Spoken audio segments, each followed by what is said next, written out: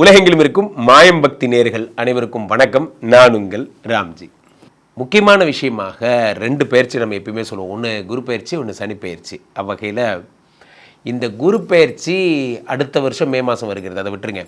இப்போது அதிச்சார குரு பயிற்சி, அதாவது அடுத்த வருஷம் நடக்க போகிற குரு பயிற்சிக்கு ஒரு முன்னூட்டமாக இப்போது ஒரு ப்ரீபோண்ட் ஆக்டிவிட்டியாக வர அக்டோபர் 8லிருந்து நவம்பர் 2nd வீக் வரைக்கும் ஒரு அதிச்சார குரு பயிற்சி மிதுனத்திலிருந்து கடகத்திற்கு குரு பகவான் வருகிறார்.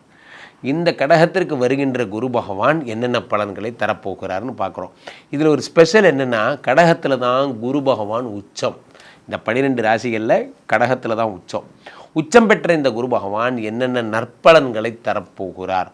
ஸோ அவருக்கு 5, 7, 9 3 பார்வை இருக்கிறது. எந்தெந்த ராசிக்காரர்களெல்லாம் வீடு வாங்க போகிறீங்க, எந்தெந்த ராசிக்காரர்கள்லாம் கார் வாங்க போகிறீங்க, எந்தெந்த ராசிக்காரர்களுக்கெல்லாம் வெளிநாட்டு யோகங்கள் கிடைக்க போகுது அப்படிங்கிறத நம்ம ராசி ரீதியாக பார்த்து விடலாம். மனதிற்கு மிகவும் இனிய மகர ராசிக்காரர்களே, மகர ராசிக்காரர்கள்னால் எனக்கு ரொம்ப பிடிக்கும்.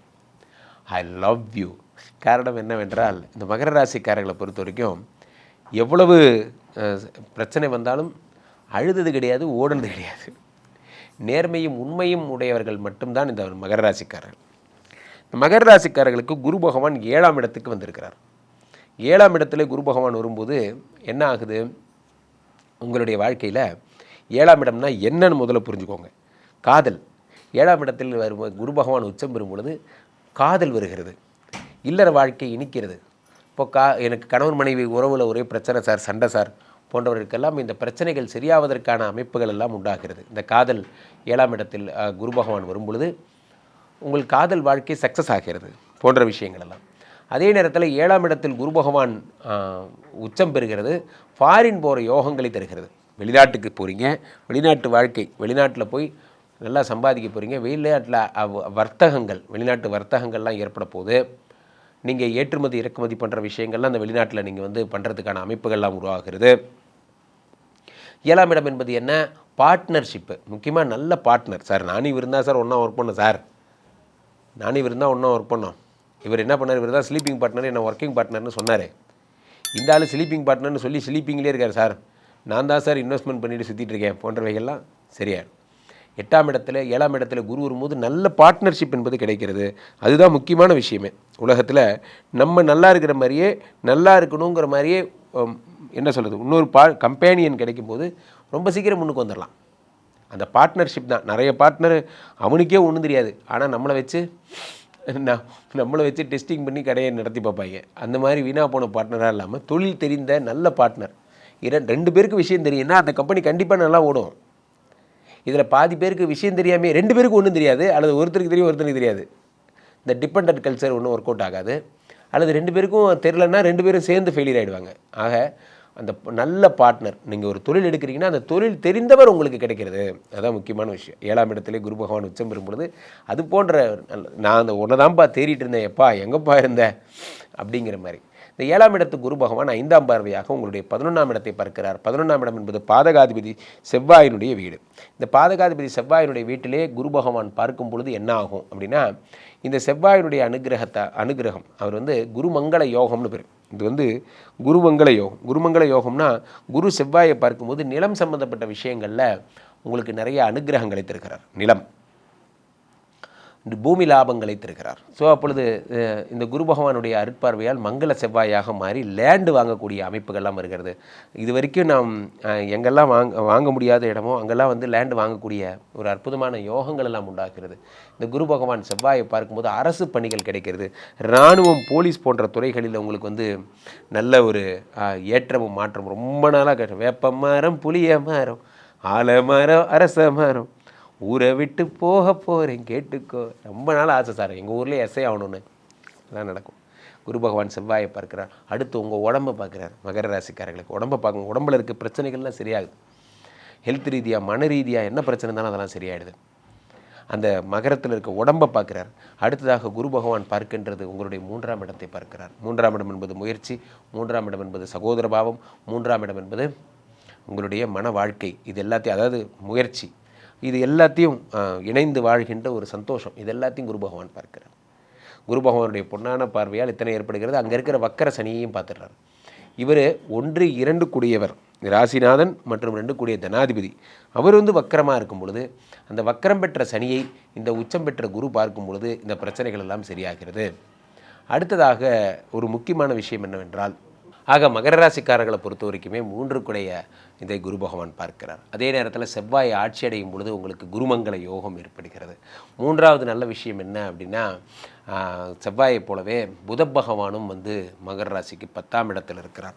10லே குரு 5 கூடிய யோகா உங்களுடைய 6 கூடிய புதன் பகவான் 10ஆம் இடத்தில் இருக்கிறார். ஆக இது எல்லாமா சேர்ந்து உங்கள் வாழ்க்கையில் ஒரு பெரிய மாற்றங்களையும் ஏற்றங்களையும் உண்டாக்கப் போகிறது. மகர ராசிக்காரர்களுக்கு ராசிநாதனும் 2 கூடிய தனாதிபதியான சனி பகவான் வக்கர நிலை மாறியதே உங்களுக்கு பெருஞ்செல்வத்திற்கு ஒரு பெரிய ஒரு காரணமாக அமைந்துவிடும் என்பதில் எந்த மாற்று கருத்தும் இல்லை. மகர ராசிக்காரர்கள் மாபெரும் சிறப்பை அடையப் போகிறீர்கள் என்பது மாறாத உண்மை.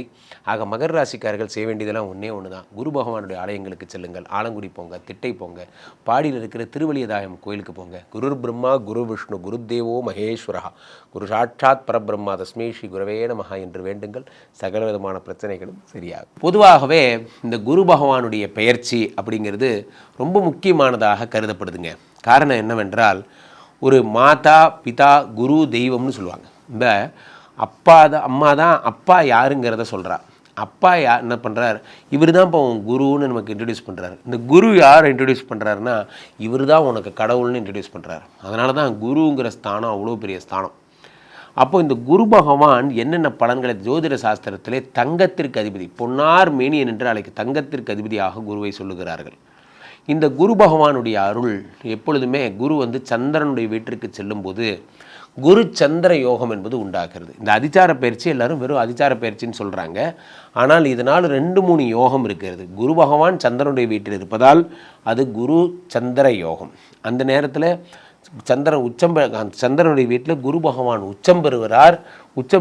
அதே உச்சம் பெற்ற குரு பகவான் 5ஆம் பார்வையாக விருச்சிகத்தை பார்க்கிறார். அங்கே இருக்கிற செவ்வாயை பார்க்கிறார்.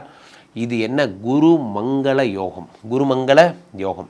அப்படி அதை பார்க்கும்போது நிறைய பேருக்கு லேண்டெல்லாம் வாங்கி தரப்போகிறார். நிறைய பேருக்கு வீடு கட்டுற கனவுகள்லாம் நிறைவேறப் போகிறது. அதே நேரத்தில் குரு பகவான் சொல்லாத தகவல் இதெல்லாம். குரு பகவான் 9ஆம் பார்வையாக மீனத்தை பார்த்து விடுகிறார். மீனத்தில் இருக்கக்கூடிய வக்கர சனியை பார்க்கிறார். எனது வக்கர சனியை பார்க்கும் பொழுது குரு பகவான் என்ன தருகிறார், அந்த வக்கர சனி நல்ல யோக சனியாக மாறிவிடுகிறார். இந்த யோக சனியாக மாறிவிட்ட இந்த வக்கர சனியால் என்ன ஏற்படுகிறது, அந்த சனி பகவான் உங்களுக்கு பரிபூரண பலன்களை அள்ளித்தரப்போகிறார். இது வரைக்கும் ப்ராப்ளமாக இருந்தது. அது எப்போ டிசம்பர் மாதம் தான் வக்கர நிவர்த்தி அடையும். ஆக இந்த அதிச்சார குரு பயிற்சி குரு சந்திர யோகத்தை அழைத்து வருகிறது, கூடவே குருமங்கள யோகத்தை அழைத்து வருகிறது. அதே மாதிரி குரு சனியை பார்த்து வக்கர சனிக்கு நிவர்த்தி ஆகிறது. இந்த 3 பெரும் பலன்களை கொண்டு செயல்படுகிறது. நிறைய பேருக்கு கல்லீரல் சம்மந்தப்பட்ட பிரச்சனைகள் சரியாக போகுது. நிறைய பேருக்கு கல்யாணம் ஆக போகுது. முக்கியமாக இந்த குரு பகவானுடைய அனுகிரகத்தாலே தொழிலும் பிஸ்னஸும் பணமும் டெவலப் ஆக போகிறது. குரு வந்து அதனால தான் இது நோட்டபுள் பாயிண்ட் ஆக போகிறோம். பக்கத்தில் இருக்கிற குரு பகவான் டெம்பிளுக்கு போங்க. ஆலங்குடி, கும்பகோணத்தில் பக்கத்தில் இருக்கவங்க ஆலங்குடிக்கு போங்க. அல்லது சென்னையில் இருக்கிறவங்க ஸ்ரீ திருவலியதாயம்னு பேர். திருவலியதாயம்ங்கிறது இங்கே பாடியில் இருக்குது. பாடியில் இருக்கக்கூடிய சிவபெருமானுடைய டெம்பிளுக்கு போங்க. அங்கே இருக்கக்கூடிய தட்சிணாமூர்த்தியை வழிபடுங்க. அங்கே இருக்கிற தட்சிணாமூர்த்திக்கு கொண்ட கடலை மாலை போட்டு தட்சிணாமூர்த்தியை வழிபட்டு குரு பிரம்மா குரு விஷ்ணு குரு தேவோ மகேஸ்வரஹா குரு சாட்சாத் பரபிரம்மா தஸ்மை ஸ்ரீ குரவே நமஹ என்று வழிபடுங்கள். திட்டையில் இருக்கக்கூடிய குரு பகவானை வழிபடுங்கள். அதே மாதிரி உங்கள் வீட்டு பக்கத்தில் பசுமாடு வந்ததுன்னா அதுக்கு மஞ்சள் கலர் வாழைப்பழம் கொடுத்து அந்த பசுமாட்டுக்கு தினசரி ஃபுட்டு கொடுங்க. அது குரு பகவானுக்கு கொண்டக்கடலை மாலைன்னு பேர். அந்த கொண்டக்கடலையில் சுண்டல் பண்ணி சாதுக்கள்லாம் இருக்காங்க பாருங்கள், பெரியவர்கள், ஏதாவது திருவண்ணாமலையில் பௌர்ணமி கிரிவலம் வருவாங்க, அவர்களுக்கெல்லாம் நீங்கள் சாதுக்களுக்கெல்லாம் சுண்டல் மாதிரி கொடுங்க. மிக அற்புதமான பலன்கள் எல்லாம் உங்களுக்கு ஏற்படும். கீழே போயிட்டு இருக்க இந்த 2 நபரை கூப்பிடுங்க. உங்களுடைய சொந்த ஜாதகத்தை பார்த்து கொள்ளுங்கள். உலக புகழ் வாய்ந்த நமது விஸ்வரூப விஷ்ணுமாயா எழுந்தருள் இருக்கின்ற புனிதமான இந்த ஸ்ரீமடத்திற்கு தினசரி வாருங்கள். ஸ்ரீமடத்தில் வந்து பூஜை பண்ணிக்கோங்க, ஹோமம் பண்ணிக்கோங்க. எப்பேற்பட்ட பிரச்சனையாக இருந்தாலும் நான் சரி பண்ணித்தரேன். உடனே கூப்பிடுங்க. உங்களிடம் சொந்த ஜாதகத்தை பார்த்து கொள்ளுங்கள். உங்கள் அழைப்பிற்காக காத்து கொண்டிருக்கிறேன். நன்றி.